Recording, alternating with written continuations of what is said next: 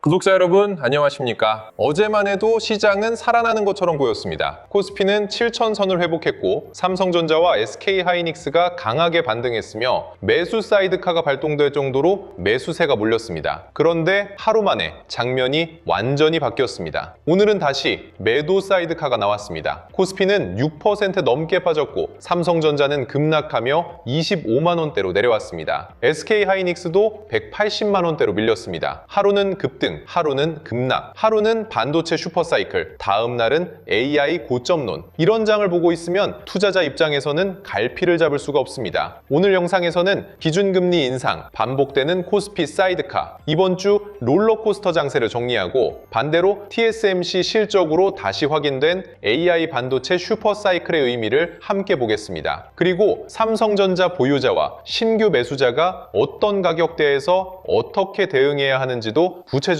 짚어드리겠습니다. 먼저 오늘 하락의 표면적인 이유부터 보겠습니다. 첫 번째는 한국은행의 기준금리 인상입니다. 기준금리가 2.75%로 올라갔습니다. 금리가 올라간다는 것은 돈의 가격이 비싸진다는 뜻입니다. 대출 부담이 커지고 기업의 자금 조달 비용이 올라가며 주식 같은 위험 자산의 매력도는 단기적으로 낮아질 수 있습니다. 특히 삼성전자처럼 미래 이익을 선반영하는 대형 기술주는 금리 변화에 민감합니다. 하지만 여기서 너무 단순하게 보면 안 됩니다. 오늘 시장 하락을 전부 금리 인상 때문이라고만 보기는 어렵습니다. 금리 인상 자체는 어느 정도 예상됐던 이벤트였고 시장은 이미 일부 반영하고 있었습니다. 오히려 오늘 더 큰 충격은 반도체였습니다. 미국 시장에서 마이크론과 샌디스크 같은 메모리주가 급락했고 SK하이닉스, ADR도 크게 밀리면서 국내 삼성전자와 SK하이닉스에 매물이 집중됐습니다. 즉 오늘 하락의 진짜 무게중심은 금리보다 반도체 수급과 AI 고점론에 있었습니다. 두 번째는 매도 사이드카입니다. 사이드카는 시장이 너무 빠르게 움직일 때 프로그램 매매를 잠시 멈추는 장치입니다. 그런데 이번 주에는 매도 사이드카와 매수 사이드카가 번갈아 나왔습니다. 이것이 무엇을 뜻할까요? 시장이 건강하게 방향을 잡고 있다는 뜻이 아닙니다. 오히려 시장의 속도가 너무 빨라졌다는 뜻입니다. 어제는 매수 주문이 너무 빠르게 몰려서 시장이 멈췄고 오늘은 매도 주문이 너무 빠르게 쏟아져서 시장이 멈췄습니다. 하루 사이에 시장의 해석이 완전히 바뀐 겁니다. 이런 장에서는 시초가가 투자자의 감정을 흔듭니다. 하지만 진짜 중요한 건 종가입니다. 시초가는 공포와 기대가 만든 가격이고 종가는 수급이 만든 결론입니다. 월요일이든 다음 거래일이든 삼성전자를 볼 때는 장 초반 낙폭보다 장 후반에 얼마나 회복하는지를 봐야 합니다. 지금 시장은 첫 10분보다 마지막 30분이 더 중요합니다. 세 번째는 AI 고점론입니다. 오늘 시장을 흔든 핵심 불안은 이것입니다. AI 데이터 센터 투자가 너무 빨리 커진 것 아니냐, 메모리 가격이 너무 많이 오른 것 아니냐, 삼성전자와 SK하이닉스의 이익이 지금이 고점 아니냐, 이 질문이 다시 시장을 눌렀습니다. 특히 인공지능 클라우드 업체들이 메모리와 스토리지 가격 하락 위험을 대비하려 한다는 보도, 미국 일부 지역에서 데이터 센터 건설을 둘러싼 전력과 환경 문제가 부각된 점이 투자 심리를 흔들었습니다. 하지만 여기서도 구분이 필요합니다. AI 수요가 사라진 것과 AI 인프라 구축 과정에서 병목이 생기는 것은 다릅니다. 전력, 용수, 부지, 규제 문제 때문에 데이터 센터 일정이 조정될 수는 있습니다. 하지만 이것이 곧 AI 반도체 수요가 끝났다는 뜻은 아닙니다. 오히려 AI 인프라가 너무 커지면서 전력망과 패키징, 메모리, 서버 인프라까지 모두 병목이 생기고 있다고 해석할 수도 있습니다. 그래서 단기 주가와 업황의 본질을 분리해서 봐야 합니다. 여기서 TSMC 실적이 중요합니다. 오늘 국내 시장은 반도체 공포에 크게 흔들렸지만 같은 날 TSMC는 완전히 다른 메시지를 줬습니다. TSMC의 2분기 순이익은 전년 대비 77% 증가하며 시장 전망을 크게 웃돌았습니다. AI 반도체 수요가 실적을 강하게 밀어올렸고 3나노와 2나노 같은 첨단 공정 그리고 AI 가속기에 필요한 첨단 패키징 수요가 계속 강하다는 점이 확인됐습니다. 이건 매우 중요합니다. 왜냐하면 TSMC는 AI 반도체 수요의 최전선에 있는 기업이기 때문입니다. 엔비디아 AI 가속기, 애플 칩, 글로벌 빅테크의 AI 반도체 수요가 TSMC 실적에 반영됩니다. TSMC가 사상 최대급 실적을 냈다는 것은